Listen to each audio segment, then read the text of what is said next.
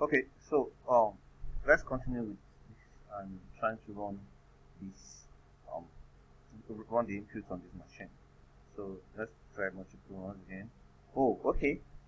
Our initial, the one we created the other time is still there for the milli machine. Let's see what I mean. I'm curious. Let's see if we will get the same input. Wow. What does this tell us? There's a problem with our design with this, and this. Or maybe not really a problem, but let me see. One goes to C. Oh. Seriously, I can't believe that's happened. Okay, there's a problem with the design. You can obviously see what the problem is at that point. Wow. Okay. Also, I guess I missed regular stitches. I would have made that mistake with regular stitches. So let's correct our mistake. Okay, I was able to know that there was a mistake. That's what I wanted to tell you the other time, because when we're doing the mini machine, I told you that the number of inputs was equal to the number of outputs. So if you have 4 inputs, you don't have 4 outputs. But for the more machine, you are going to have 1 plus the number of inputs, so that whatever the number of inputs you have, you're going to have 1 more. You'll see why it is very soon. So I'm expecting, this is 4, so I'm expecting 5 outputs. This is 1, 2, 3, 4, 5. This is correct. 1, 2, 3, 4, 5. This is also correct. This is, I'm expecting 6 here. 1, 2, 3, 4, 5, 6. This is also correct. Immediately I have 1, 2, 3, 4, 5, 6 here. These 3 are 6. And I saw 2. I automatically knew there was a problem. And obviously, I hope you guys have seen the problem. I've seen the problem anyway. The problem is right over here and here. Wow. I put C and D here, which are the states instead of the output. I need to correct that. So please, let's correct this. So, to correct this, I think is best way to take it out. Yes, just take it out and we do that. So we make a mistake. I made a mistake on C. So C remains on C on what? On 0, I guess. Yes, C remains on 0. Then goes to D on 1. So that solves the problem. So let's go back again. So like I said, these are 6 outputs, so I'm expecting, these are 6 inputs, I'm expecting 7 outputs. So let's run. Yes, we are fine right now. So 1, 2, 3, 4, 5, 6, 7. Yes. So I'm fine. So you can ask, why the extra output? Why isn't it the same? Well, it's so simple. When you want to start, at the initial stage, even before you process anything, you've recorded an output. So that's why for all the inputs I have, you can see that there's an x2. It all starts with x2. Let's take it out here. Every start with x2, because I'm starting from A, and A on its own has already produced an output. That's why we said mini machine, for the more machine, the output is attached to the state and not attached to the transition, like as it is in the mini machine. And even in the mini machine, it's going to be equal to the number of inputs. But here, before you start at all, you've already even produced an output. So that's why each one of them started with x2, because that's the output for A, the initial state, before you start processing. So you now start trying to, and you now then start processing your other strings. Like now see, let's take this one now. So initially you produce an x2.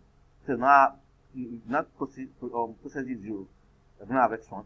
That's what you have here. So if you then process another 0, you're gonna have another x1. If you then process this 1, you're gonna have x3. So process another 1, you're gonna have x3. So that was why the input is 1 more than the output. So back to our lecture. So here is the transition diagram that we created for the mini machine. I've explained that we run the output for the same mini machine for the for the more machine. I kind of clicked on the mini machine instead of the more machine. So this is what we created for the more machine. obviously, of course, we've done most of you guys know how the questions usually run. Once you have the question, most times I always say try once you design, I always tell you to try out some sample strings. So I've tried out those sample strings, and you guys have seen the result of those sample strings. So of course, I'm going to ask you to give a formal description of the machine. Now, for obviously this is what you have, the same thing you need for the finite automation, whereby you define all the states using Q, then you give the input alphabet, then define the output alphabet, then of course you define the initial state.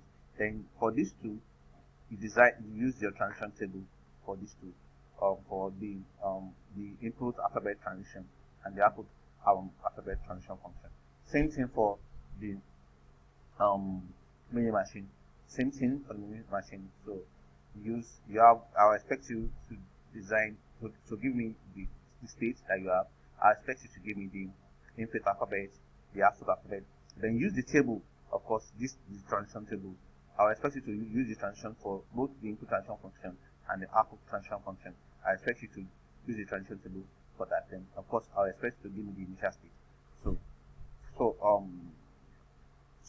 for the assignment of today, I'm not inventing machine. Oh, okay, this is the example I saw. Okay, so I decided to use this one because for the first lecture we had, if I say you guys should use the example that the assignment I gave to you guys, I'm gonna have all manner of responses, and I want to have. I'll try to avoid complexity, so I want to give you guys a level playing field now. So this was the example I did. It's the same example I did on the orange vending machine in the very first lecture. So an orange vending machine accepts 1 naira, 2 naira, and 5 naira. The cost of an orange is 5 naira, and the machine is pricing the orange only when a total amount of 5 naira is given to the machine. Now, design a mini machine to model the operation of the orange vendor so that the output computes the total change of transactions on the machine. I think I'm just going to change this vendor to vending machine and send to be comfortable with this machine. Okay, machine vending machine. Okay, good. Now, what am I trying to say here? So, of course, you guys have the pure design using an FSA. Now, what this is asking for is we're not trying to process the oranges now. We just want to be able to compute. Want to be able to compute the amount of change at each transaction. So I remember that the initial question is that you can't get change. So even if you give the machine a total of like maybe 10 naira now, it's going to give you your orange at it's going to give you your orange, but it's going to keep a 5 naira change. It's not going to give you change. But we want a situation that you want to model the change. So maybe after processing your change, after processing your your orange now, we want to be able to calculate the amount of change you're going to get at each state. So that's what this question is saying.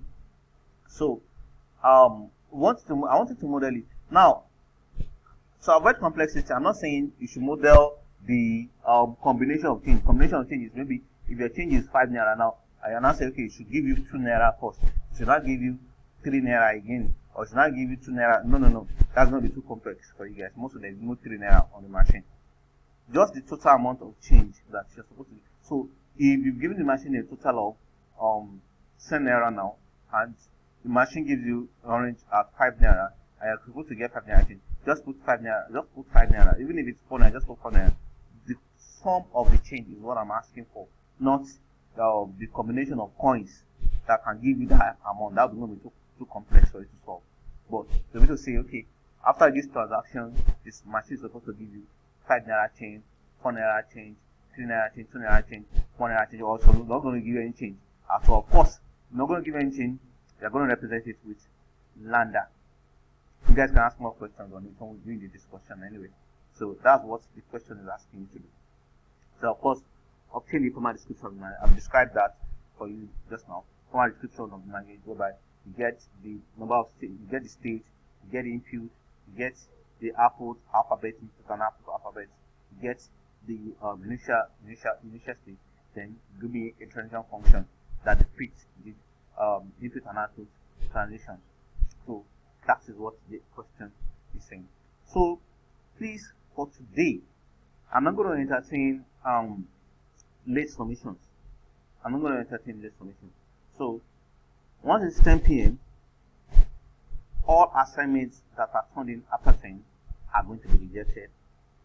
All assignments after 10 p.m. are going to be rejected. Please know that clearly.